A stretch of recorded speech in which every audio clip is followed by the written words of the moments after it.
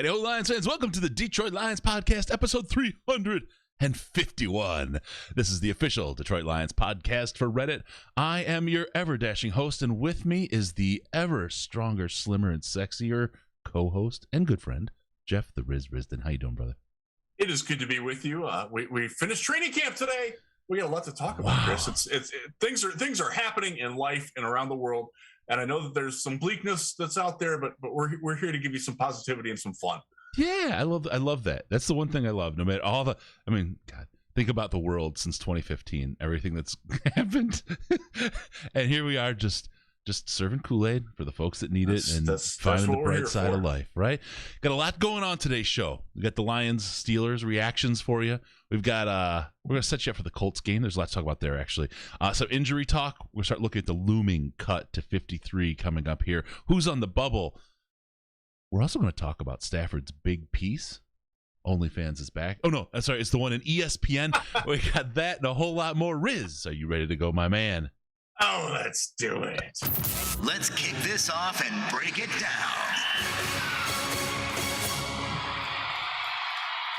All right, let's get into it.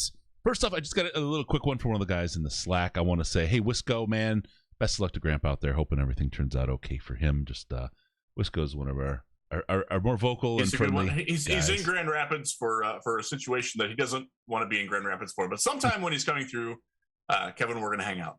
But he did get to stop at Founders. He got to stop at Founders and have a couple, so that's nice.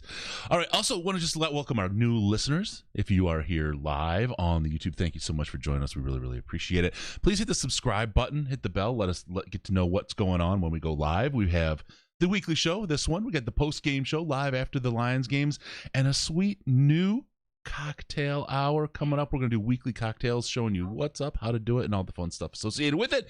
It's going to be a fun little segment. I think you guys will enjoy it. We're going to teach you how to make them. We're going to let you get a shot to name them, and then we're going to drink them together in the post-game show on Sundays. The Detroit Lions Podcast Bar and Lounge. I don't know if we'll get singers or not. We'll see with you and special co-host Ash will be joining you. A new co-host for the post-game show this year. Yeah, Andy, which is great. Sandman is going back to his season ticket place. Yep. Lucky man. He's got a good thing going there. We will see him. Nothing wrong with that. We still love Andy. He's always welcome whenever he wants to be, but he's got those season tickets. We've been in his seats. We got a nice tour of the remodeled Ford Field courtesy of him, and it's he's got a pretty nice setup there. Good luck, Sam, man. All right, and Ash is the co-host every time. We'll get Andy in a couple times, but Fantasy Footballer is out. Why do I say that when I say Ash? Because Ash is the commissioner. If you have not accepted your invite to ESPN and the Fantasy Football, do it, or risk losing your spot, risk giving it away. I got to get in on that because I haven't done that yet. Final draft is Sunday. If you have any questions or concerns or whatever, dlpfantasyfootball@gmail.com. All of those are free. Or all the spots are filled. So thank you, everyone, for joining up. Really appreciate everyone there. Also, for those in the YouTube, last thing, if you want to be in the chat, you just have to hit the subscribe button there, and that'll give you all the opportunity. All right, let's get into it. Lions versus Steelers. Riz, was this the end of the world for the Detroit Lions? Do we have to talk about that game? First half, I do want to say it's close to the end of the world for me for the NFL Network, because that was one of the most frustrating. Okay, so tell me about this, because we get it here in Grand Rapids on our local Fox affiliate, and everything was fine. But I understand that if you're out of market, you had some issues with the game. So it was, I don't even remember when. I just got so infuriated that I just shut it off and walked away, and I went and watched MMA, which, just so you know, last week was full of knockouts. Like the first 5 prelims were just bull big time. Like one was the last seconds a spinning back kick just took the guy's jaw into the next state. It was awesome. Anyway, I just went and did that and drank because I was so frustrated with the Lions thing, and I caught the end of it later on the game ass from NFL. But so I saw it there. Dude, that is the worst product. Oh God. For all the gobs of billions of dollars that the NFL makes, all the technology, all the things that they've been out in front on in technology, and their Game Pass app is absolute ass. It's awful. It's awful, Chris. It gives me great consternation about when this TV contract with DirecTV is up, what that streaming package might look like. Oh God. All right, so Lions versus the Steelers. Let's get this out of the way right away. The Lions number 2s played against the number 1s for the first quarter and a half for far, far too long. I don't know what the Steelers were thinking. The Steelers played their starters a lot longer than I think they expected to play, quite honestly. And some of those guys, like Eric Ebron, got some reps in the third quarter. Yeah. Some of their starting defense was out there in the third quarter.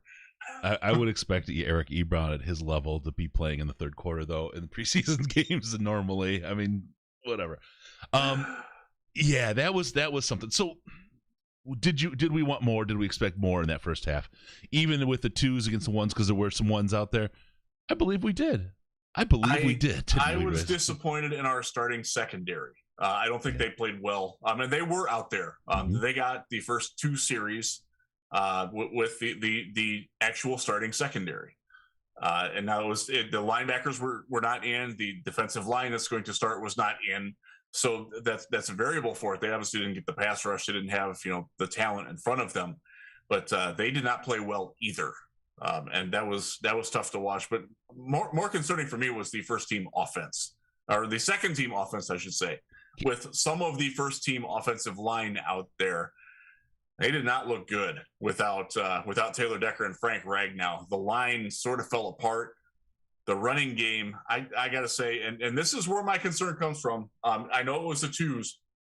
Anthony Lynn's offense is not clicking yet, and I'm a little concerned about that. Now, some of it is definitely personnel related. The Lions do not have world beaters. They certainly don't have them on their second team offense. But I want to go to something on this though, and I don't know how much this plays into it. Keep me from walking off the plank. Never mind. We'll keep dress up for Halloween. I think and Saturday nights. The whole thing about this game that makes me less worried about it was the concept that we are playing Pittsburgh later in the season, in the regular season, and we did not want to get into a dog measuring contest now, especially let's face it, Tomlin and I feel bad for Hank Fraley as a coach, because he I think I don't know, maybe there's something, maybe there's not, of that little bitterness about him, but I know there is bitterness there between the Steelers and Hank because he didn't come. But yeah, you just don't want to show him anything, and with that gives you didn't. Right. Well, that gives you a sense that maybe you're not running the normal offense or some of the normal plays along the way. I think what they did out there was not at all indicative of the plays that they're going to run during the regular season. I think this was all situational football tests where down and distance maybe didn't even matter for what they were doing. Let's see what we can do on 2nd and 11, because our run plays, every run play that they had was an undesigned cutback. If you're going to have cutback runners, you got to have guys, you got to have at least one block that is set up for the potential for the cutback. And I didn't see that at all from what I've seen. When my Game Pass did actually work and I was able to watch a little bit of all 22 that I stole from someone else, the running backs and the running scheme, the blocking, they're somewhat disconnected, especially early in games. And he put Craig Reynolds in later in the game and he looked great. Mm-hmm. He did a lot of really good things. Again, that kid's something interesting. That kid's I can do this. I have a new co-host. I like him more than Zach Zenner. I think he's definitely a better running back. He can catch. That's one of the things that stood out about him was that he could catch. This guy, coming out of Kutztown, he didn't get a lot of respect. I think.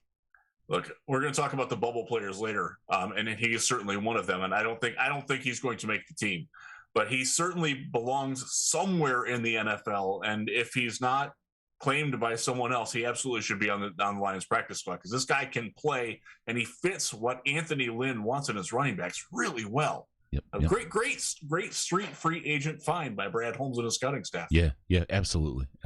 All right, let's get into. There's a couple players we want to highlight in particular. Thank you there, Chris. Yeah, don't forget to like on the with the subscribes and everything else, guys. Thank you so much on the YouTube. First guy we want to talk about is a young fella, a boiler named Barnes. Now look, man, did he play against lesser competition? Sure he did. Yes, he did. Did he elevate himself far above that competition? Oh, absolutely he did. Did he then carry himself like a frigging stud in the presser afterwards? Oh my God. It was it. I had a little bit of man love. I had a little bit of man love in that presser when I saw it. Sealed. I loved when it's on the field, but it really sealed the deal. I loved what went on there. Oh, thanks, Jeff and Tina. Thank you so much. Tina has nothing to do with what I say. Thanks for the super chat. Just the Derek Barnes experience, because after what we saw from the linebackers in the first half, Tavai and JRM, which was just as bad as linebackers play as you will ever see from a team. It was really rough. Then Derek Barnes and I'll give Tavante Beckett some credit too. The guy came in; they both looked really good. Barnes especially, but Beckett, Beckett's earning some respect. And when we get to the bubble players, he's higher on the bubble than I think a lot of people might think he is. But Barnes, my goodness, that guy looked like an NFL starter. Now you brought up he's going against Pittsburgh's backups. Pittsburgh's starting offensive line is probably the worst in the league. Their backups, you better believe they're wretched. Mm-hmm. So the fact that he was able to knife through those guys like they were not even there, that doesn't impress me as much as it would be if he was going against his own starting offensive line in Detroit, because that's significantly better than what Pittsburgh's is. But he did it. One of the things that you want repeatedly, yeah, right? I mean, he kept doing it. One of the things that you look at when you were scouting guys at the college level, especially from the lower levels, when they're playing against inferior competition, you want to see them dominate, not just physically dominate, but also like I'm just I'm bigger, smarter, faster, stronger, and a better football player than everybody that I'm going against. And you absolutely saw that from Derek Barnes in the second half of that Pittsburgh game. Yeah. 100%. Oh wow, we got a couple. Here's a question from Loretto. Thank you, Loretto. You've always been great. Loretto, get in touch with me via our contact form on the website. I want to talk to you.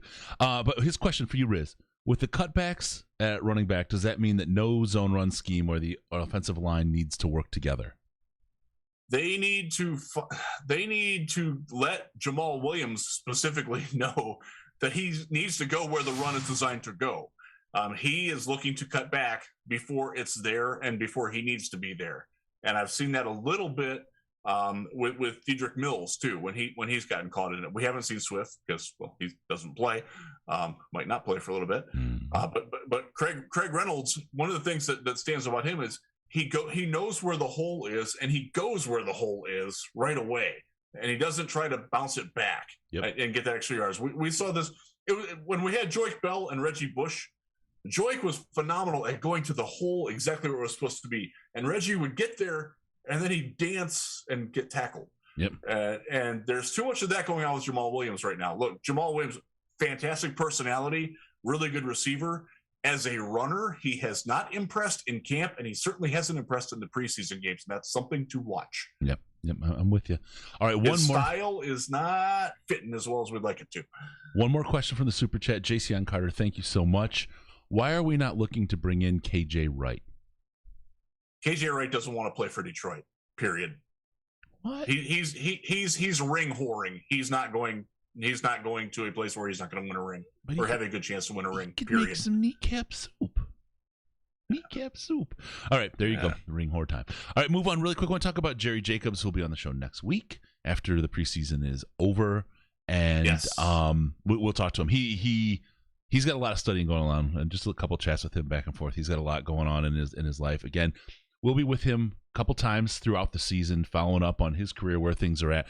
How did Jerry do? For those that have the NFL Network out of market and don't have Game Pass, they got hosed and didn't get to see a whole lot of Jerry playing.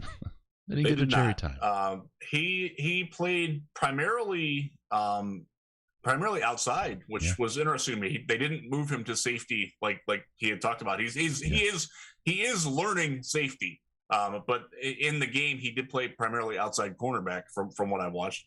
Didn't have a lot to do. He made a nice tackle. He was so on the play where the Steelers clinched the final first down to run out the clock. Jerry was in the outside cover position, and he probably could have sat and waited.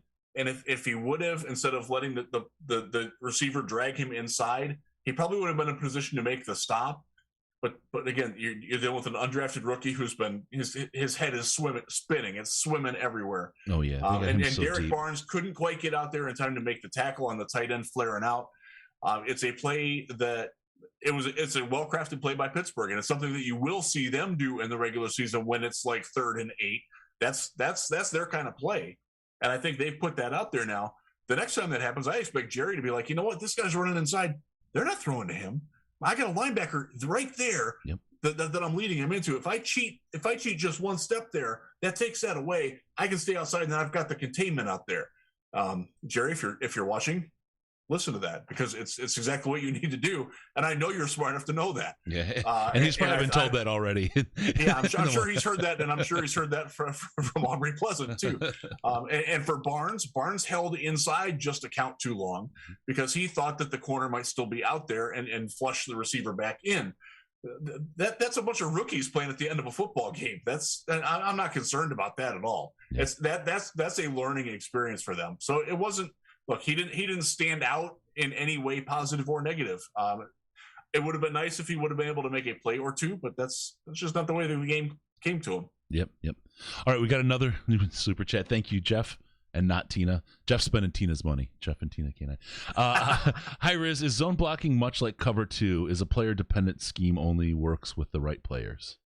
It certainly helps. I will say I get to watch the Cleveland Browns do outside zone, and it's beautiful the way that they do it. They are phenomenal at it. Look, not to disparage, Nick Chubb and Kareem Hunt are both exceptional running backs. They're both really talented guys, but they are super fits for it because when you have the outside zone, you're not just looking for one hole. You've got options. And the line is moving, and there are natural cutbacks set up in there for you. And the Lions do some of that, but not a lot of it. And they're, especially with the right side of their line, they're probably not the best designed. Vaitai, not Tavai, Vaitai. That's the first time I've done that. I'm proud of myself. Not tripping on that. And at this point, Sewell too. They're more power-oriented players. They're not necessarily guys that are going to get out into space all that well. Sewell has shown that he can do that, and that's probably where he's at his best. Quite honestly, maybe they should do more of that. But with the line that they've had, especially with the interior depth guys, like they're just not that good to do that. And it's Anthony Lynn primarily runs like angle blocking. That's his big thing. They don't necessarily do the zone as well, but it's Jamal Williams isn't that kind of runner. He should be fitting better with this than what he is where I'll say with it. Absolutely. That's so Jelani. Oh, that's so nice. Let's get into that. We'll have to talk about Jelani a little bit. He's coming up right now as we talk about it, and okay. I just got it. I remembered it. We've got our Disney Channel on Tuesdays at 7:30. You've got That's So Jelani coming up, so let's not miss that wonderful special weekly. Jelani Tavai this week. Look, okay, I've got to say, because I have dogged this guy. You guys know that. And this year he came back and he busted his tail. I was so hoping he could really pull it together.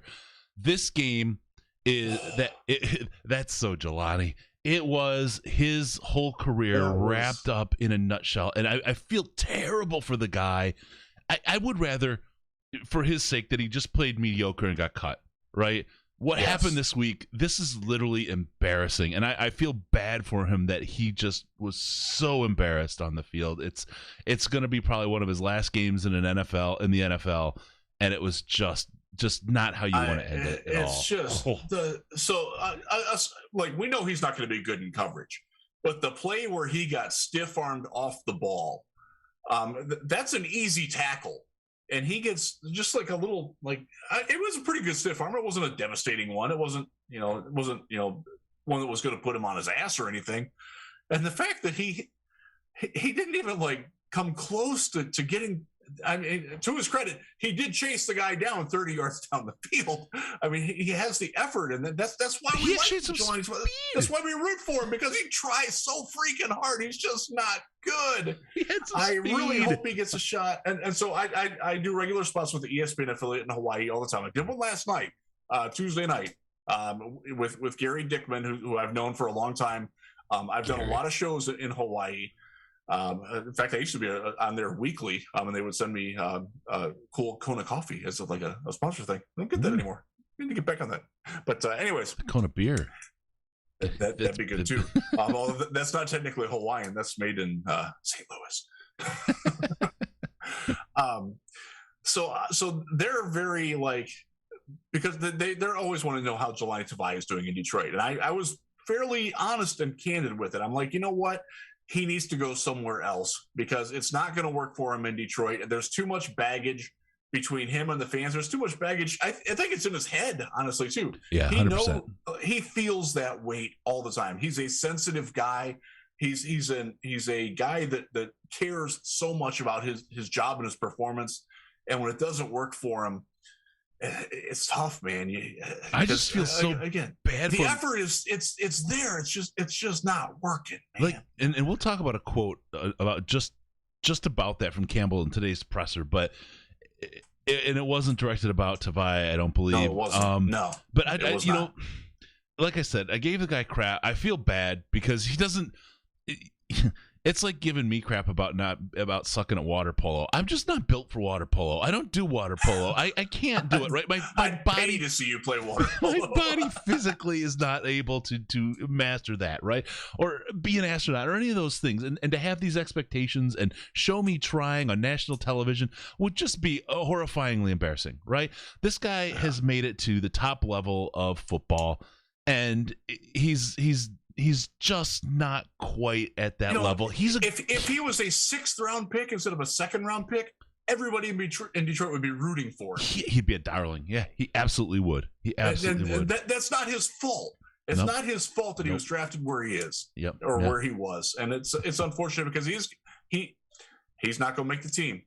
When to go back to a Campbell quote that was about him after the game, he talked about guys that were supposed to be locks that aren't going to make it. And then some guys that people had written off who are going to make it.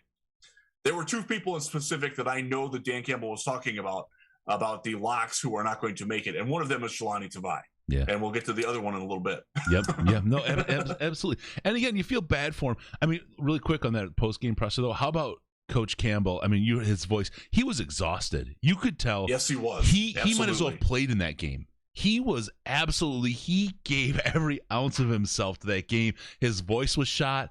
He wasn't on energy, right? I mean, he was like normal people energy or whatever afterward, but you could tell he was friggin' exhausted after that. That was the first time he'd ever been like late for any appearance too. He was about 10 to 12 minutes later than what he was scheduled to be on. I don't know what was going on, but if he was talking to the team or what, I would assume so, but yeah, that was a tough game for him, but that was a tough loss for him. And I think the fact that they came back so well, and our third team kicked Pittsburgh's third team's butt up and down the field, which was great. That was awesome. Yeah. And the comeback was nice. The onside kick, my goodness, Randy Bullock. Wow. Dude, I've given Fat Randy a hard time. That was a beautiful onside kick. You put that chunk into it. And there you go. Question, Brandon. Come on, Chris, can't you float? No, in 2016, I almost died on Big Bear Lake, proving that I can't float. So there you go.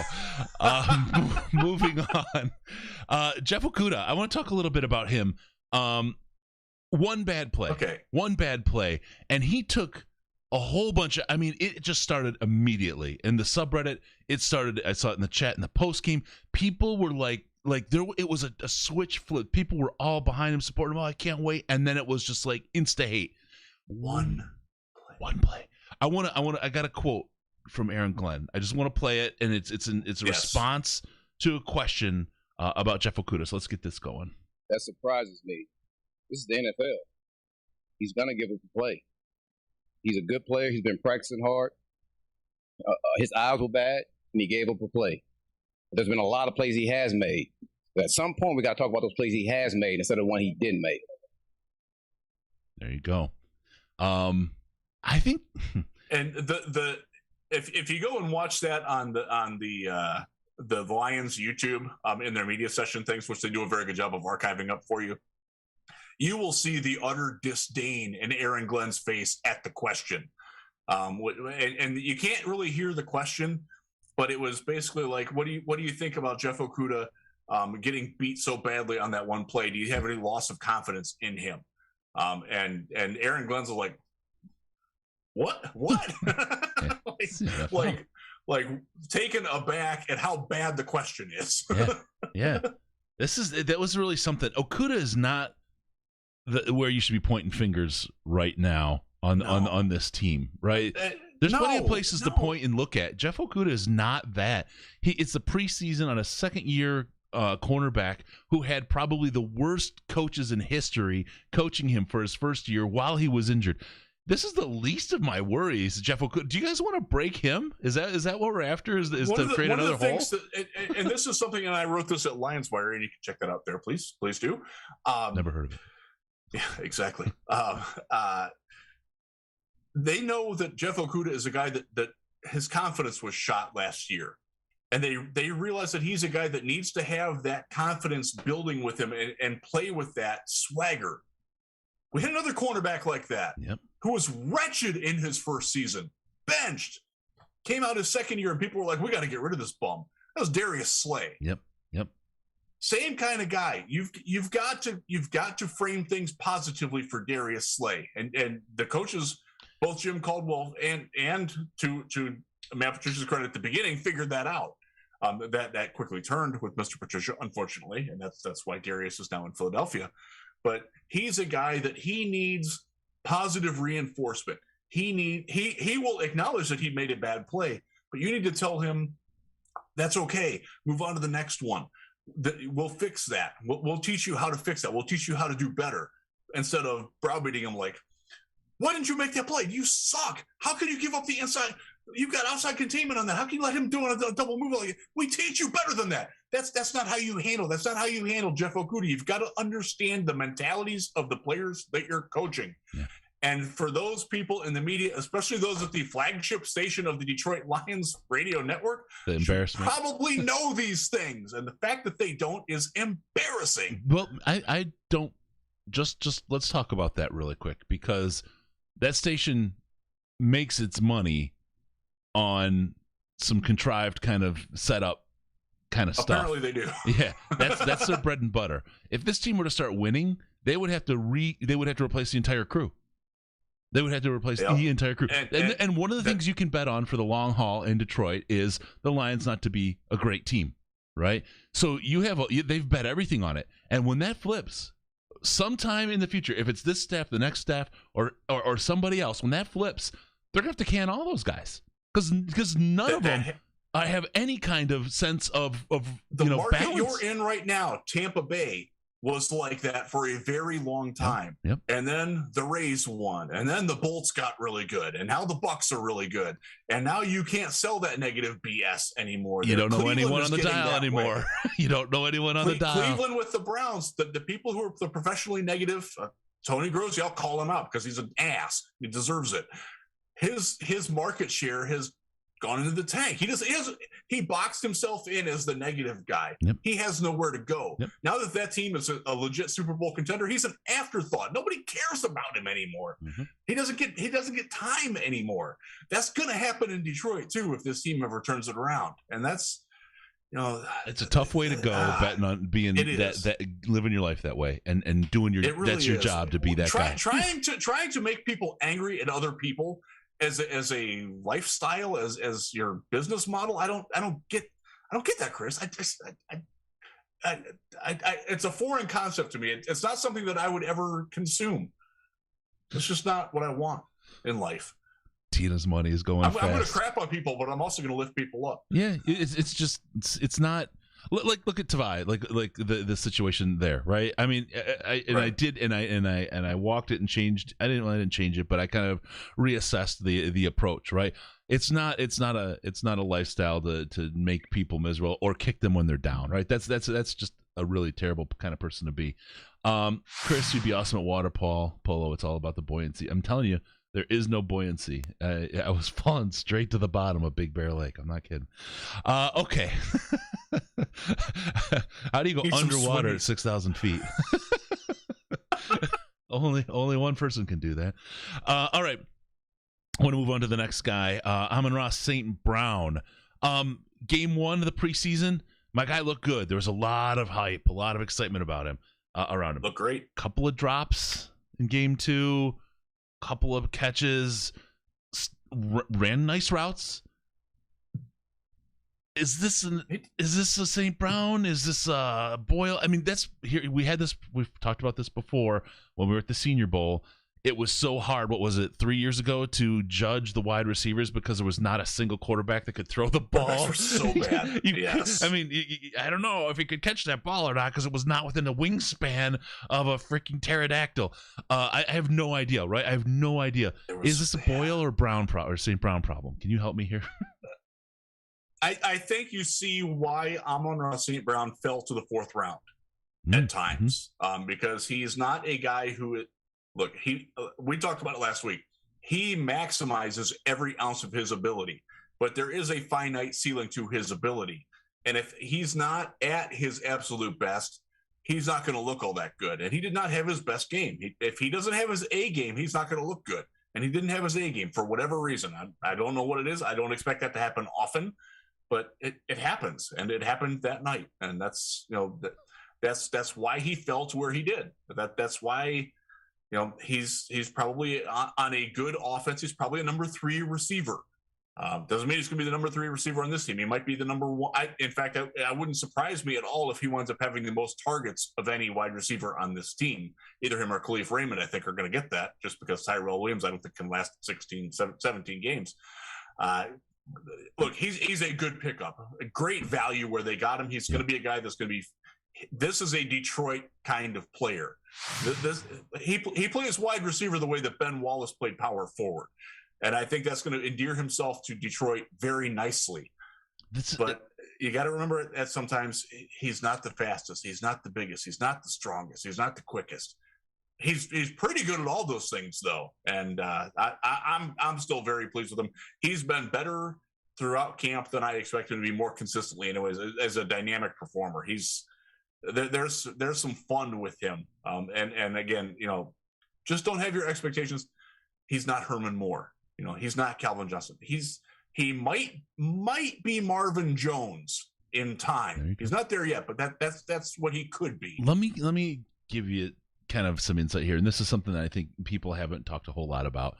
What we've heard is wide receiver is the worst position on this roster, or one of, and oh boy, we got all kinds of problems. The thing we've kind of done, though, is we've built ourselves potentially a wide receiver 2, but we've got all kinds of depth at wide receiver. If you get yourself a legitimate wide receiver 1 on this team, that changes the whole that changes the whole calculus on what happens here. Your wide receiver 1 changes because your wide receiver 2 is not going to be a wide receiver 2 level, but your wide receiver 3 is going to be better than wide receiver 3, right? I mean, you're thinking about matchups here, right? You get yourself a wide receiver 1 and a wide receiver 2. Holy cow, you've got a great receiving core all of a sudden. They're kind of building from the bottom up almost, and it's interesting to see how this has played out. Why? Well, because they've had to concentrate on so many different areas, so many different places on this team that they just couldn't put the treasure in at those spots. And frankly, I think there's an evaluation of Goff going on as well. What can he do with the guys that he has? Because we have to figure out if we go with a quarterback, we're going to wind up looking for wide receivers that match the style of that quarterback to give him the very, very best potential and possibility for success, whether it's Goff or it's somebody else that we get with one of those first-round picks. So just kind of, think about it again. This is a year in which we are not going to make the playoffs. We're a team that's it's going to be fun. We're going to have a lot of excitement. There's going to be a lot of Campbellisms and other things going on that make this a fun season. Yes. But there's a lot to look for. I really believe next year is going to be fun and competitive. And that's where I think it will certainly be more rewarding. And you can see when I do shows around the country, when I did the one in Hawaii last night, one of the things that they always ask about Dan Campbell, and most of them have moved on from the kneecaps now. I mean, it still gets mentioned, but I think more and more people are realizing that, okay, they forgot that he played and that he played in Detroit. And I think when you remind them of that, they're like, oh, he knows his market. He knows who he's playing to. He knows the crowd and how to work them. And I think that that's something that is starting to sink in. The other thing is that I think people are realizing, and I'll give Sean Payton some credit on this. Sean Payton has talked him up quite a bit, and they miss him in New Orleans. That's something that Sean Payton has talked about recently. Is that, hey, we lost AG, Aaron Glenn. We lost Dan Campbell. The significant hits to our coaching staff. Yeah. I think there's some more growing respect for it. Now, obviously, Dan Campbell has to win. And I think there's people, honestly, that are waiting for him to just like go out and actually bite a kneecap, literally do it during a game, like how Woody Hayes ended at Ohio State, where he slugs a player coming down the sideline because he's frustrated. I think people expect that. Some people are waiting for that. Yeah. Those people are going to be disappointed because he's not a knucklehead. He's not. He's not. There's a lot going on. I had a really good conversation with Bobby Carpenter, the former Lions linebacker. Was a teammate of him. He does a radio show now in Columbus that I'm on frequently.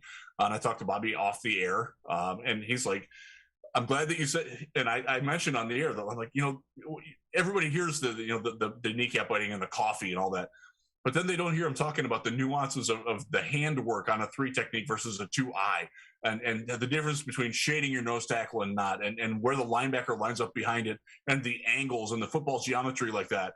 And he's like, that's so Dan Campbell, because Dan does care about those things. Like, he's a really smart guy. He doesn't want you to know it. Yeah, that there's a lot going on there. And I was very encouraged to hear that from Bobby. So that was cool.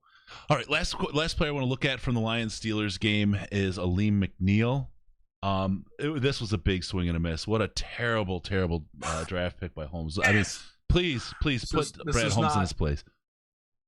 We're not writing that ticket. No.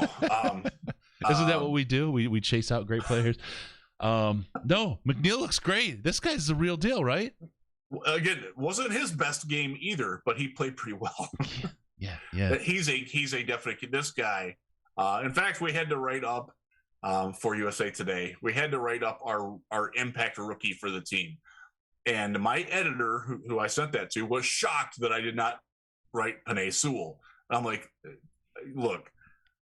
Aleem McNeil, this guy, he is your starting nose tackle. He is going to get, I think he can get 5 or 6 sacks from the nose tackle position. And if they move him around, he's got a chance to get more than that. He is ready to go. He is ready to start. He is ready to make an impact in the NFL right now. And it's awesome.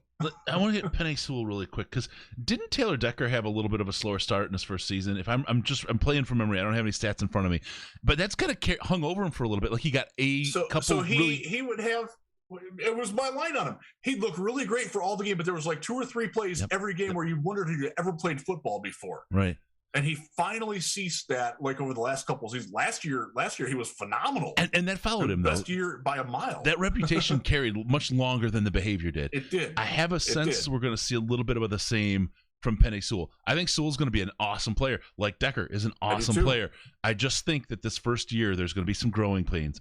I think it's the hype machine that was on for Penei from a lot of the fan base in the draft process. You're asking, look, the guy's played 4 football games since 2018. He's 20 years old. It's not going to happen right away, folks. Like, the potential is obviously there, and he's going to do some good things, but he's a very freakishly inexperienced rookie starting at a position that requires some technical ability. Oh, by the way, he is changing sides. From what I've seen, and I've had this argument with a lot of people, his problem is not switching from the left side to the right side. His problem is that he's never played anybody good before. Name a Pac-12 pass rusher. I dare you. The best guy he's ever played against is Jayshon Cornell. Jayshon Cornell might not make the Lions. When he goes against him in practice, that's the best player he's ever seen. So the degree of difficulty, the inexperience, honestly, it's set up for Penei Sewell to fail. Yeah. And the fact that I'm very confident he's not going to fail at it, he's going to have some struggles, but he's going to come out the other end, and he's going to be a really damn good player in a year or two. But you've got to give him that time. Yep. You can't have this. I've had people who have told me, why are we switching a Hall of Fame left tackle to the right side before he's ever played a snap?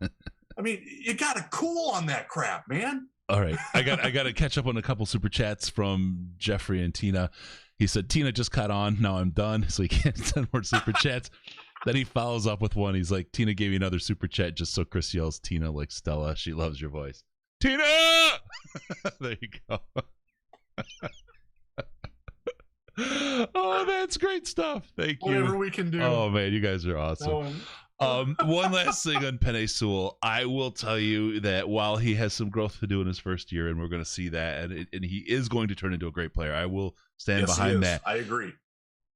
The fact that Miami took Jalen Waddle was a huge mistake. Penei Sewell was a huge mistake on their part. They should have taken Sewell. Period. Stop. And nothing go on. They took Austin Jackson a year earlier. He's not good. He's not good. No. The other thing is, if they have a left-handed quarterback, they would have moved Penei Sewell to right tackle there too. So, for those of you who are wondering about that, and so the big debate though is Jamar Chase is off to an awful start in Cincinnati. Ooh. I think he's had 5 dropped passes in their 2 games, and he doesn't block. Period. But that was a knock on him coming out of LSU. He was like, he will block when he knows that the run is coming his way because he knows the camera will be on him. But when he's off camera, he's standing there dancing with the guy. Wasn't there an Instagram picture posted by his girlfriend too that alludes to some alleged activity? Yes, that you will want to check that on Insta. I'm not going to go into that because I don't need to go down that rabbit hole. But it's not going well for Mr. Chase in Cincinnati, in or out of football. Correct. All right. With that, I got it really quick for all the folks listening. You know, we've been going now for about 45 minutes. I got to get a quick one in here. And this one is not just this isn't a commercial, right? This is something that we do. It came from. It's the start of the season. A lot of people kind of took some time off and listening during the off season. Got a note from a guy who was a vet in Iraq in 2017 and said he was going through some really dark times. And the podcast is what carried him through. Whenever he'd get Wi-Fi, he'd download as many episodes as he could. He'd listen to them a bunch of times. I don't know if that's related to the dark times or not, but he said we helped him get through. And it was really, really cool, and it was a touching note. And so we decided this summer that we're going to raise some money for Fisher House. Fisher House is a platinum A+ rated charity that over 90% of the money goes directly to vets' families. It's kind of like a Ronald McDonald House for veterans. Is Jeff had the best example. People go to the VA for a medical procedure, and then they give the family a place to stay free of charge and let them be near their loved one, visit the loved one, and take care of all the things that have to go on. Really great charity. There is a Fisher House at the VA in Ann Arbor. That's Fisher House, Michigan. They're trying to build one in Detroit, at the VA in Detroit, and they're trying to raise money for that. So we said, you know what? I took all the money we made in Patreon that month when we got that letter, and I donated it to Fisher House. I got it doubled and by my employer, and then it wound up getting doubled by corporate sponsors they had. So it wound up turning into 4 times the money. So everything we made there in that month of May, we just put to it, and it was like, wow, that was awesome. So we said we put some shirts together, some new shirts. They're really cool. If you pick one up, $4 from every shirt goes to Fisher House. We've got Floundericious, who's one of our really, really great guys. He's matching up to $250 that gets donated tonight. If you guys would do that, it's at givebutter.com/FHM/DLP. Just think Fisher House, Michigan, Detroit Lions podcast. Givebutter.com/FHM/DLP and just donate. We're at about $1,580 with his $250 match. We can crack $2,000. We're just behind the Army team, and we could beat them. We're gonna end this at the end of August as we start ramping up for St. Jude in November. We'll have our 24-hour podcast there. But right now, this is who we really want to try to help out. It's a great cause. This is something that it's important to both Chris and myself that that this it's something that the reason I came up with the Ronald McDonald House is one of my best friends from college runs a Ronald McDonald House, and I know the work and dedication that she puts into things, and how important it is for the people that do it. And if that can happen for the veterans, my God, why not? And why wouldn't you do that? Particularly right now, right? And this is not a political statement. I don't think anyone feels good about what's going for the people that served there already and the sacrifice they gave. What's going on? This is an opportunity just to kind of give back a little and do what you can to help out guys who could use your help. So givebutter.com/FHM/DLP or go to DetroitLionsPodcast.com/store. Any t-shirt you buy, $4 goes to Fisher House straight out of that through the end of the month. All right, we'll keep going on that. I'll probably keep doing those t-shirts for a long time just because. All right, let's move on to that. Thank you guys for indulging us. Lions Colts, what to look for. I just want to start out, we talked about Colts. I'm like, the Colt? Billy Duffy, guitar solo, sweet. I love that guy. Sonic Temple, Sweet Soul album, Sister. Man. Yeah. Oh man, I loved the Colt. They were really good. But this is the Colts, not the Cult. We're gonna talk really quick what to look for. I want to get really. We talked about the Pittsburgh Steelers so desperate to win a playoff game that they ran their firsts all the way into the halfway through the second quarter against the Lions seconds. It's been said by the Lions that they're not going to play their firsts in this game, and by the same notation, the Colts are saying they're not going to play their firsts either. This is really an evaluation game, isn't it, Riz? Absolutely. This is your bubble watch game. Mm-hmm. This is your guys who are 23 through 75 on the roster who are playing it out, fighting for those spots. I think they have a pretty good idea who the bottom five are on both rosters. For the Colts, they have some serious decisions to make, and the Lions do too. I certainly didn't expect them to play Carson Wentz or anybody like that, nor did I expect the Lions to play Jared Goff.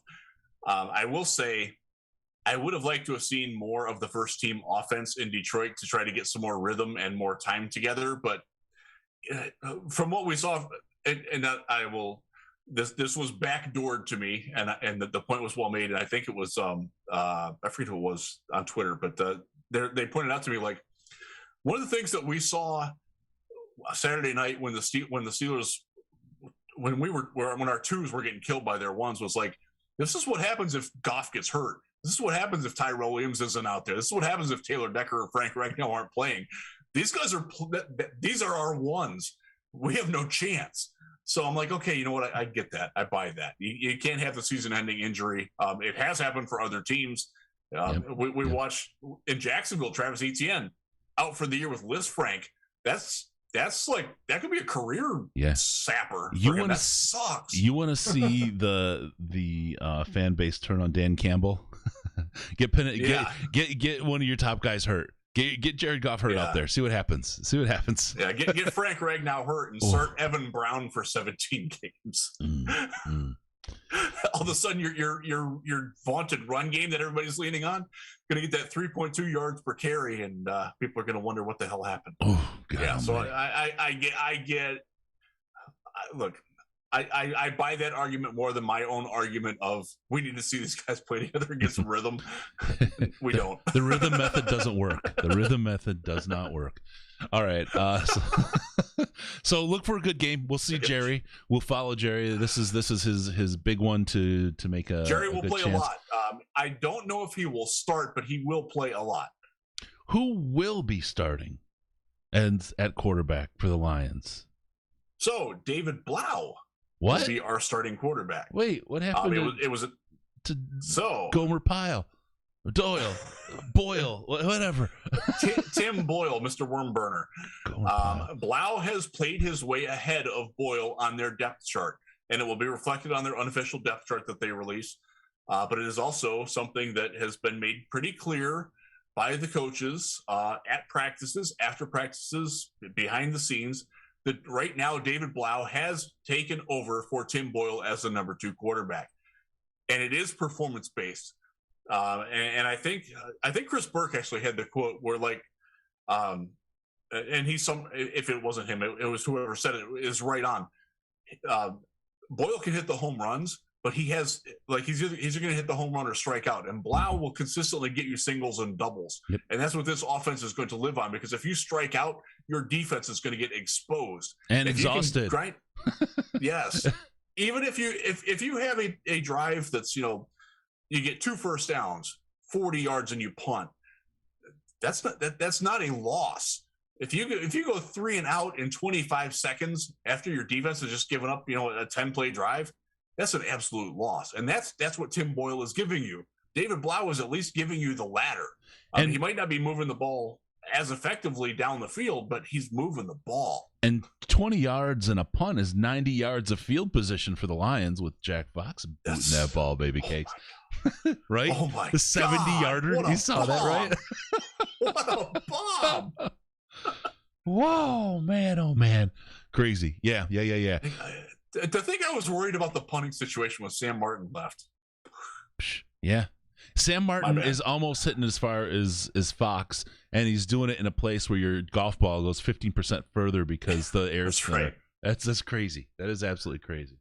It is. Good. All right. So anything else for the Colts game to look forward to other than watch for your bubble guys and Jerry Jacobs? Watch your bubble guys. Do watch. I want to see one of the big things. I wonder if Amani Oruwariye is going to play because he should be your starting outside cornerback, but I don't know if they've anointed him there yet or not. So I'm curious as to where he plays. One guy who is very much on the bubble that I'm very curious where he plays is Corn Elder, because he's been practicing more outside than he has been inside. And you remember at the beginning of camp, he was the number one slot corner, like almost without question. Yeah. And by the end of the second practice, Mike Ford had taken that job from him. And he absolutely took that job from him. Yeah. And since then, Mike Ford has been not so good and moved back outside. And they haven't moved Corn back in full time either. This is another veteran who a lot of people expected to make the roster, who's certainly on the bubble. It would be really nice for him to make a play or two or three, and also be able to show that he can play inside and outside, because he's a guy that right now. I am doing a 53-man roster projection that I will have posted before the game. He's not on the final 53 now for me.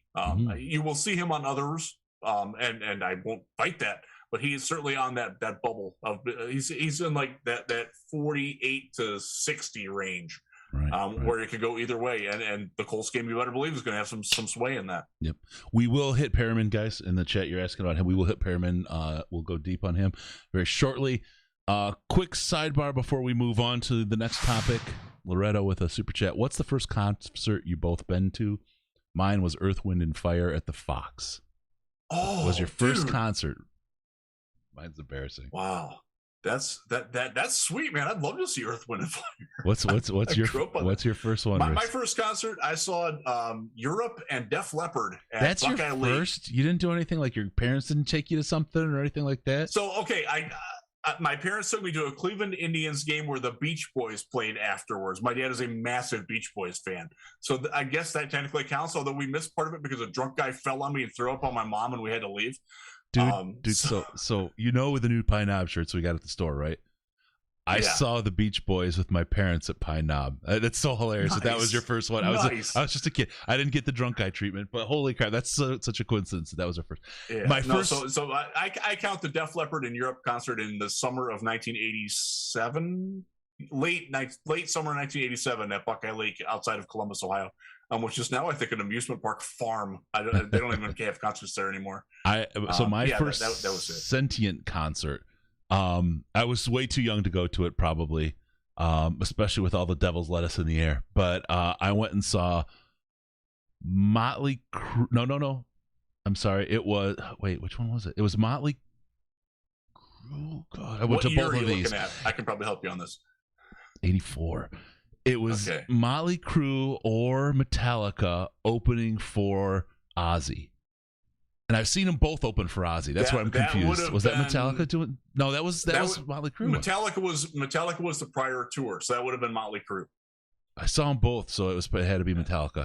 It was Master of Puppets. That was the tour where you have Ozzy snorting ants. Yeah, and Master of Puppets support, right? That was the tour. That's the one I saw. Okay, so that was my first one. Metallica and Ozzy. Oh man, oof. That took me a while to get over. All right, that was good. That was Bark at the Moon was the Ozzy album, and Master of Puppets was the Metallica album. That was crazy. Speaking really quick on the music thing, 11 years ago tonight, I saw the best concert I've ever been to. I saw Coheed and Cambria and Porcupine Tree at the Orbit Room in Grand Rapids, which doesn't exist anymore. The best concert I've ever been to, hands down, and I've been to at least 300. Yeah. I went through a whole amazing show. It was 11 years ago tonight, and I listened to both bands today in memory of that. I've been through so many, and I went through a bunch of the old ticket stubs that I have sitting in a thing on Twitter like 2 years ago or 3 years ago, and then it cycled through anything from like the Psychedelic Furs to the Exploited, which right? I got Psychedelic Furs, baby, Vinny Dombrowski, man, and winning the Sponge. I love Sponge back in the day. Crowd surfed up and got electrocuted by Waddy, the singer of the Exploited. I mean, Ozzy. I saw the Circle Jerks and Black Flag at the Blind Pig in Ann Arbor. Great. I went all over the place, all kinds of crazy different. We had a good time. So the music, if you want to hear my Lollapalooza story, that was last week's episode. You can hear that. Yeah, you'll want to check that out because that was. All right, Tina's money. Tina's gonna be broke. She's gonna be angry. Tina, you're up, huh? Guy liner going on Risden. Guy liner going on Risden. Tina is unhappy. All right. Let's talk a little bit about injuries, in particular Deandre Swift's status.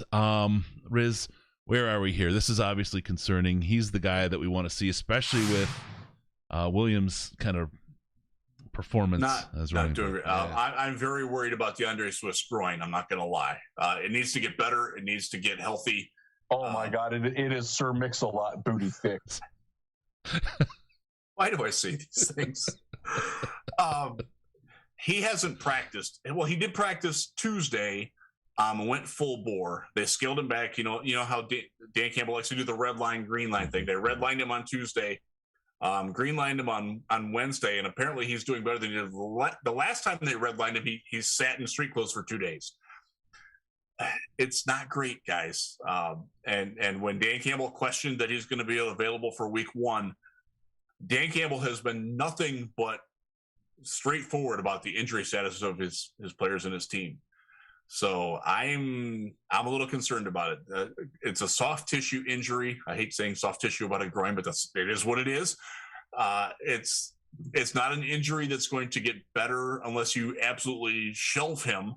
But if you shelf him, then you're still dealing with Jamal Williams now, one spot higher on the depth chart than he needs to be, and then you're looking at Jamar Jefferson and Craig Reynolds being your running backs. And while we're happy with what we've seen from Jamar and Craig, I don't think I'd rather have Deandre. Your season. I'd rather have Deandre.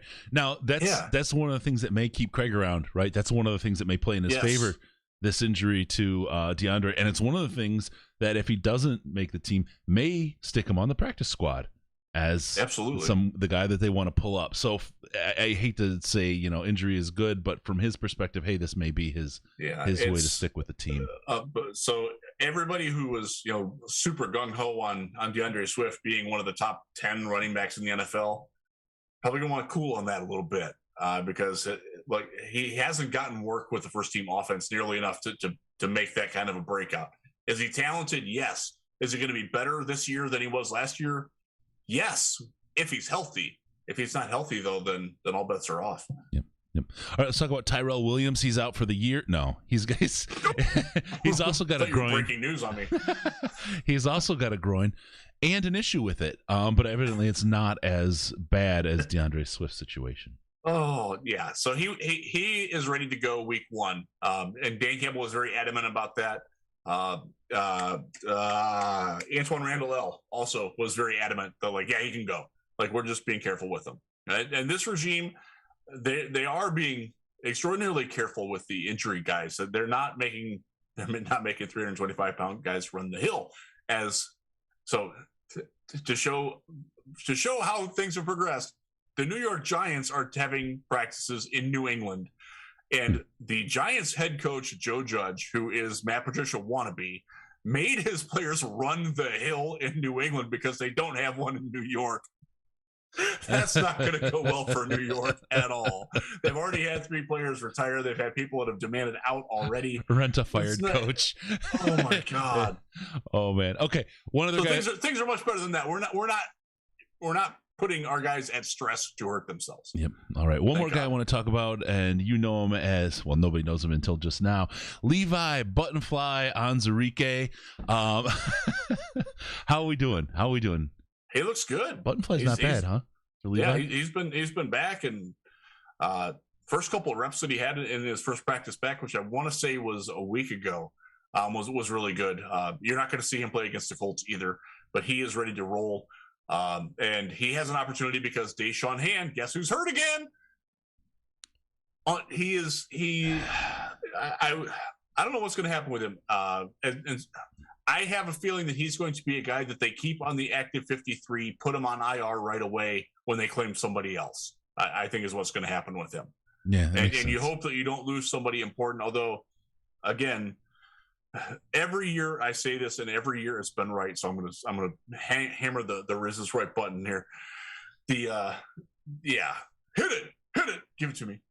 Thank you. Sorry. Thank you. Haven't hit it in a while. I forgot where That's it was. Right. I know, because I haven't been right in a while. Everybody freaks out that, oh my God, all these players are going to get claimed by other teams. And it happens, I think last year around the league, there were 13 or 14 players who were claimed from the first one to the second one. It just doesn't happen the way you think it's going to happen, because whether it's a gentleman's agreement, whether it's agents being like, hey, don't do that to my guy. He's happy here. Keep him there. And you better believe that stuff happens. It's just not something that you have to worry about when you have the roster that the Lions do. Nobody that they would send down is irreplaceable. Let's put it that way. Nobody. And what's the countdown? We're 7 days without an injury for us and Bryant? Is that that's the sign that's hanging in the locker room? We've been 7 days without an injury. Don't jinx it, man. Well, as it keeps getting erased, it goes back to 0. Yeah. Okay. So Deshaun Hand and Austin Bryant, I'm not sure who've ever been healthy on the field at the same time for more than a play. Yeah. And that's still true now. Oof. I do think you'll see a little bit of Austin Bryant this week, because I do think they want to see him get through a game where he does something and is healthy. He played. Just see him get through. When he's been on the field this summer, he's looked good. Yeah. I give him credit for that. He stayed in great shape for not playing for 103 years. I mean, he stayed in great shape. All right. We're gonna go to we're gonna go to the roster bubble here, but first I gotta tell you cbd.detroitlionspodcast.com. Anytime you have pain, anxiety, or insomnia, get the cure on with some CBD. There's 2 kinds: the regular old CBD oil that's you're good to go. You can pass your tests for work that they give you the drug test or whatever, and the 3 of those things will all be taken care of, and it won't even mess with you. You can drive a high-low, no problem, no effects. If you go for the Delta 8 or the new Delta 10 lines, you are definitely going to feel a buzz. You are going to feel a buzz. If you get the extreme lines, you're going to feel a super buzz. Even with the regular lines, do not eat more than one the first time. I've got countless stories from people who've gotten this and wound up losing a day, losing a night. Greg, you just don't want to do that, right? You don't want to do it that way. Check it out. It's really great stuff. It's not expensive for what you get. It's a good time. cbd.detroitlionspodcast.com. Use coupon code LIONS. Get 55% off. cbd.detroitlionspodcast.com. It's the kind of stuff we try to do so that you can get high with something you're into anyway. I don't know, whatever. cbd.detroitlionspodcast.com. Okay, roster bubble. Let's get it. Who's on the bubble? All right. And who is looking safe? I want to start out with Brett. Oh, my goodness. Rashad Perriman. All right. He's been hurt. He's had a drop. He's been open. He had Tim Boyle on my rear throwing at him. Bubble. He's on, off. I have him off. I don't think he's making it. And so when we talked about it earlier, that Jelani Tavai was one of the players that was presumed to be a lock who's not going to make it. How Dan Campbell addressed specifically the penalty that Rashad Perriman earned on a play where he absolutely didn't have to earn it, and he absolutely did push off and was guilty of it, and he didn't need to do it. I didn't buy that.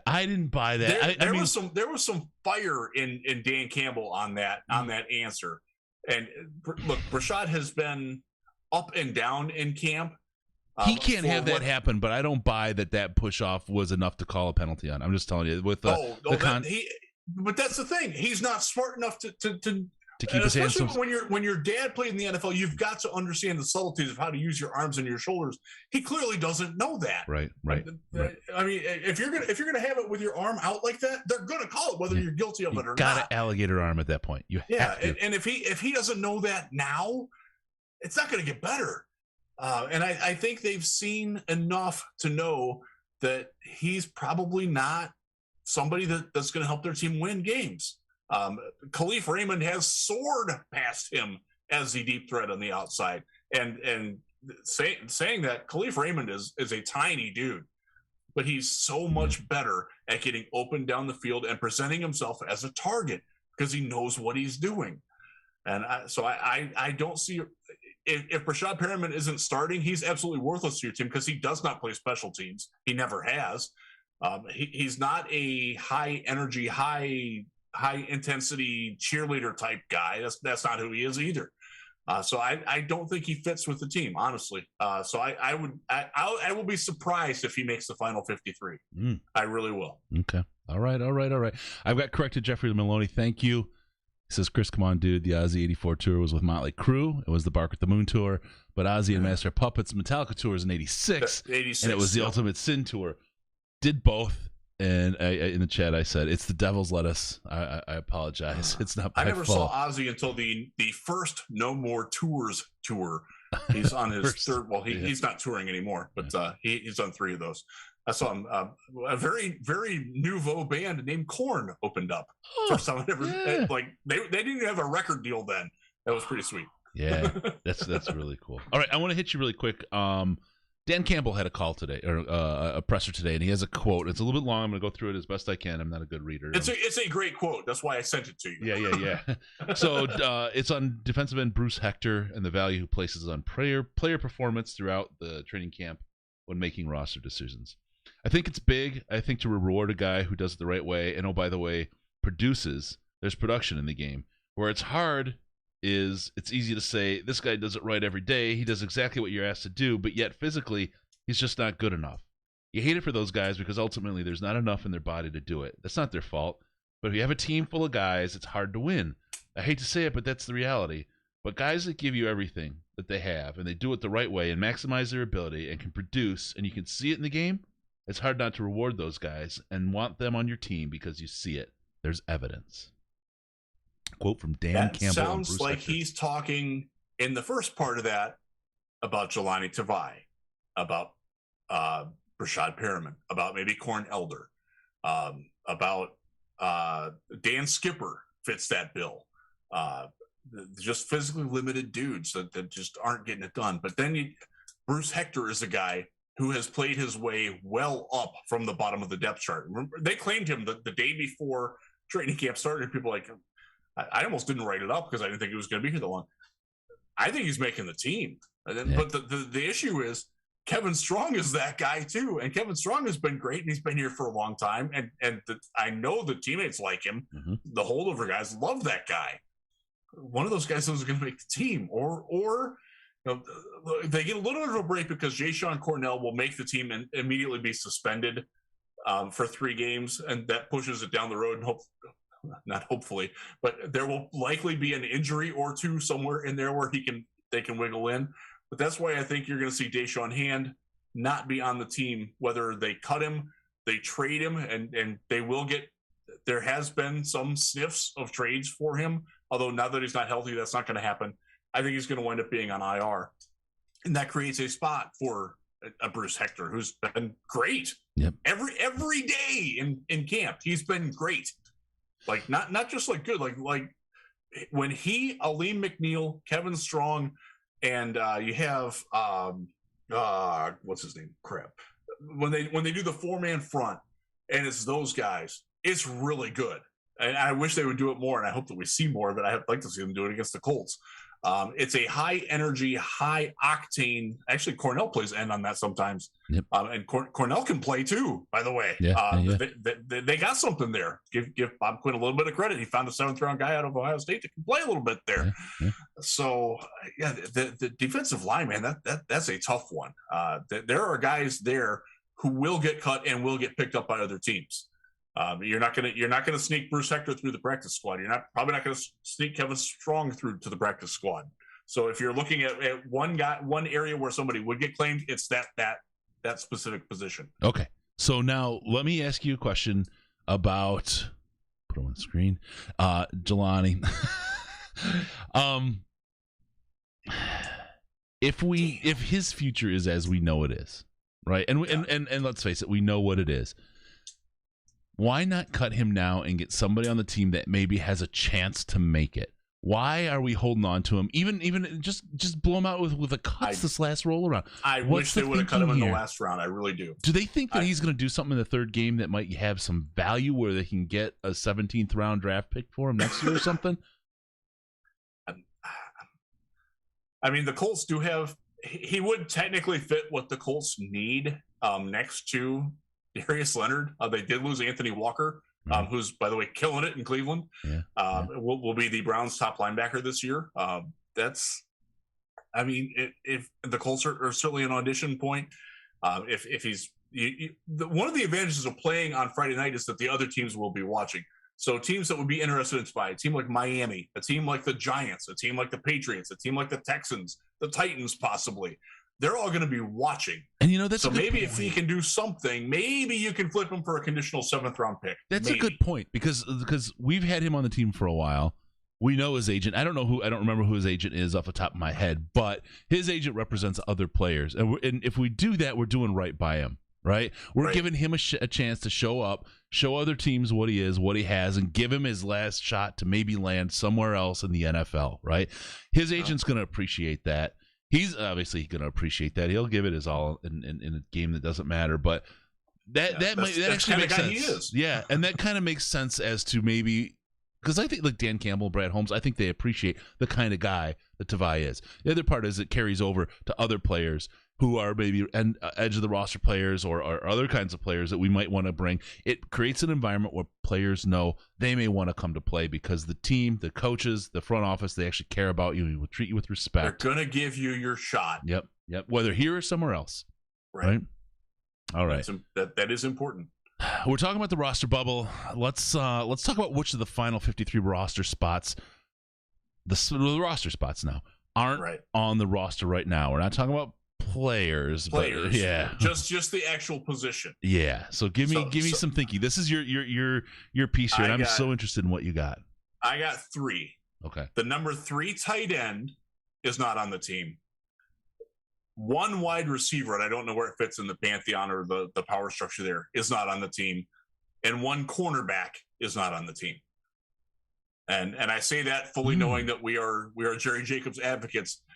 I don't think Jerry's making it. I think Jerry's going to be bound for the practice squad. Sure. And I think he will be the first guy that they call up. Right. And I do think that if there was an injury in the season, they would give Jerry a chance before they would bring somebody in from the outside. I absolutely believe that. And I've been led to believe that by people that are in that building. But I do think that if they can get a veteran corner that can play outside and has some ties to somebody in the organization, whether it be a Ram or a Charger or a Saint or someone like that, they're going to go shopping on that. It wouldn't shock me if they brought in a new pass rusher, especially if a couple of the guys that are on the bubble don't make it. But you're looking then at a guy that specifically Charles Harris. Charles Harris is a guy, former first-round pick, has done okay. And I said a couple weeks ago that I had talked to a team source who's like, you better have Charles on your final 53.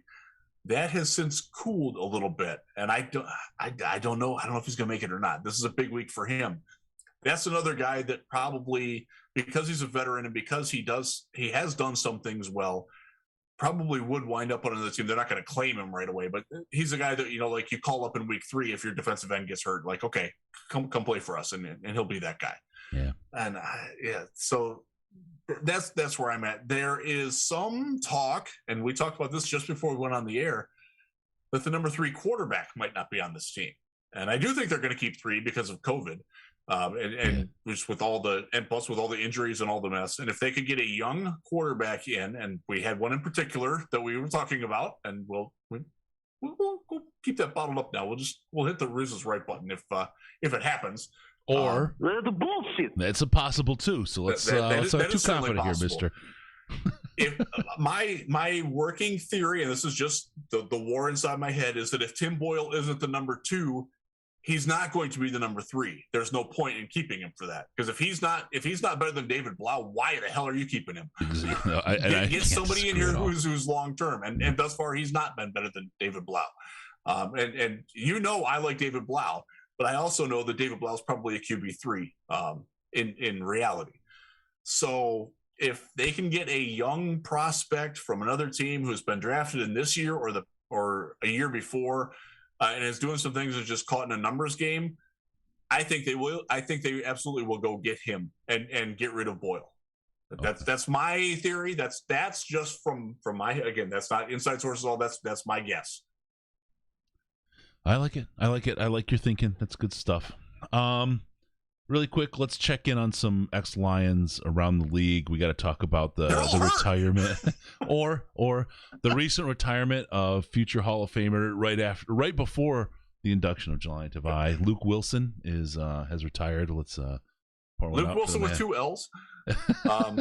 Saw that he was going to get cut by Seattle and decided that, okay, I'm done with football. And he's like, and I tweeted out his retirement thing, like he's completely done with football. Like he's like never going to attend a game again, like never watch the game again. Yeah. He's done. I believe it. The fire is out. And God bless him for knowing that and for walking away. So no good on him, right? And at some point you have to go out and you have to start up, and you're done with the game and you go subscribe to Grizzly Man Outdoors, right? That's right. You just got to put those plugs in some stupid spots. Like it's been a ranch. Like we saw Anthony Zettel retired. Marvin Jones is hurt. He might not be available for week 1. He's got a sprained AC joint in his shoulder. That's a tough injury. Yeah. Look, we love Marvin. Marvin is a tough dude, but that's an injury, man. That's cakes aren't going to help it. And I would kill somebody for a nothing lemon bunt cake right now. Really? I got somebody in Northfield that needs to go, and I got a bunt cake place, nothing but cakes down the street. I'll send them overnight. I know where that's at. I might have to go by there. That's only 2 hours away. God, I hope you make it for Senior Bowl this year, dude, or not Senior Bowl for Shrine Bowl this year. We got a lot to hit. We got Smoothie King, Tropical Smoothie Cafe, of course. I know those are everywhere now, but then we got that going on. You got the nothing but cakes. We got some shit to do. And we got to get Wayne over too. Get Wayne over, and we'll do the fireside chat. You, me, and Coach Fonts. I think it would be awesome. Maybe get Bill Keenest on the phone, because those guys go back, right? I mean, I think Bill Keenest would be fun. That would be a fun. That guy's got some stories. Yeah. We'll do that. Yeah. So somebody else got hurt too. We saw Ebron. He's still Eric Ebron. He got covered by Will Harris and then dropped a pass. Mm-hmm. That's Eric Ebron we know and love. Easily passed on the Pittsburgh depth chart by rookie Pat Freiermuth, who looked great. Honestly, looks great. He looked pretty darn good. Dang. And it wasn't just that he was playing against twos. He made tough catches.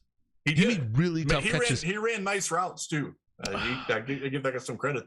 Pittsburgh always finds tight ends that work in Pittsburgh. Then there's Jesse James. Jesse James lit it up for the Bears. Oh my God. Yeah. Okay. So here's the quote, right? Lions let top receiver for the Bears go to the Bears, whatever. It's like, oh God, Bears top receiver let go by the weak Lions front office, something stupid like that. Yeah, it was framed such that it was like the Lions were crazy to get rid of Jesse James, and he's like even like the biggest Lions negative sycophant hater. Yep. It's going to be like, you might want to back off that position, bud. Yeah. You may end your career on that one. That guy was dog due when he was here. It's not even a hill to die on. It's a career ender, right? You just may want to walk away from that headline, my friend. All right. Yeah. I want to talk about something. We talked about it a little last week. OnlyFans, they have made the U-turn. OnlyFans is back. Stafford's big piece is on ESPN. I don't know if you saw it. Did. His big piece is there. I didn't read it. I did watch the pre-produced special that they had on ESPN. Sure. Which was very well done, by the way. It's a great article. It's one of those things where I can see a lot of Lions fans taking the role of the jilted lover, watching it because they get to see their ex happy and excited. And with the world opening in front of them, is sort of like the Fantasy Island thing or whatever. I guess Fantasy Island's actually back now, like the Bachelor Island or whatever it is. Like he goes there and Andrew Whitworth is there, and then Sean McVay just happens to be there. Yeah. That's a little sketchy. That smells bad. But the thing is the story is really, really, it's interesting. Stafford doesn't talk much. They talk about he and Cooper Kupp spending some time talking shop, and the writer gets yelled at, you can't write that, and he's getting exasperated. It's funny, the quotes from Stafford, there's nothing super revealing, right? But it is still a greatly written piece. Gifted writer. I forget his name, and I was going to mention it. If you remember off your top of your head, I appreciate giving him credit. Because there is one person at ESPN that we love crapping on because he doesn't do a great job. But this guy did a great job. He did a great job in that thing. But the idea was, if you read the article, what you see in Matthew Stafford is a guy that's actually he everything's looking up. He's happy. Things are going well for the family. He's got a great house, a great backyard. He's got a coach who loves him. He's got wide receivers who love him. He's got a great situation where he could really succeed. And you're sitting here like, oh, well, this is a development year. Like you're definitely looking at your ex do really, really well. And that's really, really hard. Now, what he did say and what I did see from him, I'm going to relay it from a kind of a personal experience. I get it. He got to a new place with new people. It's a new start. It's a new PR guy. It's a new, you're walking into a new surroundings, different people, different level of respect for you and what you've done. And it's a completely different situation. A lot of you, the longtime listeners know I stepped into a new job. I left my old job and stepped into a new job. And I can tell you, I have literally experienced exactly that. I dragged into work, even though we were I was walking down the hall to go, dragged into work every day. Sunday night, I hated the concept of actually going to bed because I had to wake up the next day and do that slog of a freaking job. I hated the boss. I hated the stupid boss, the dumbest person I've ever worked for. I hated everything about it. And I got to a new place, and I've not been happier in maybe a decade. Maybe a decade, Riz. The job I have now, and we were talking a little bit about some of the stuff I'm working on, it's just so rewarding. I'm just so much happier. I completely can understand where Matthew Stafford is, right? After just kind of, and I don't want to slog the Lions. I love the team, but the situation he's in, he couldn't win. Like they talked about how many primetime games you played in outside of Thanksgiving. He's like, a couple. 6. He's like, you got 5 this year. He's like, he smiled, right? It's like, wow, right? The benefits are better. The all the stuff you're looking for, this one is better. You look at the guy, right? And where was it? I just saw that Jean-Paul Morrison agreed. Don't hate your new girlfriend by pining for your ex, right? That's exactly it about the whole Goff thing. I'm happy for Matthew Stafford. I'm happy he's in a great place. I want him to do well. I want him to do well and have a great time. I want the team to fail and give us a great draft pick because I'm a Lions fan first. I was a Lions fan before I was a Stafford fan, before I was a Barry fan. That's right. Billy Sims and I became Lions about the same time, right? That's my entry point to them and the Silver Rush defense. Yeah. That was my entry point. Spider-Man Jones singing Another One Bites the whole thing, right? But I'm a Lions fan now. And Matthew Stafford will be long retired, and I'll still be a Lions fan. That's where I'm at. So want him to do great. It's really great to see him doing well, and I understand where his heart's at and what he feels like. He needed the change. Yeah, he really did. Yep. Look, there's been a lot of negativity thrown at him in the media, a lot of blame put on his shoulders. Mm-hmm. I will say that some of it, I think probably he did need to be better. He wasn't able to elevate the team. That's a fair criticism of him. I think if you're blaming him for the years and years of sorrow, the team around him was not up to snuff either. But last year he elevated the team. That's a 0-win team last year, except for Matthew Stafford. Jared Goff's your quarterback last year. I'm not sure you win a game, and I'm not ripping on Jared. I'm just saying that's how good Matthew Stafford was. But there were absolutely times when Matthew Stafford didn't live up to the Matthew Stafford standard, right? Yeah, and he cost the team, and that's unfortunate. But that's why I hope that it works for him as well. And I hope that when the Rams crash and burn, the people realize that it's because all their defensive players, other than Jalen Ramsey and Aaron Donald, are gone. Mm-hmm. And apparently they're trading for New England injured running backs, trading 4th-round picks for Sony Michel, who's they should really go for those linebackers too. I hear they got some real thumpers.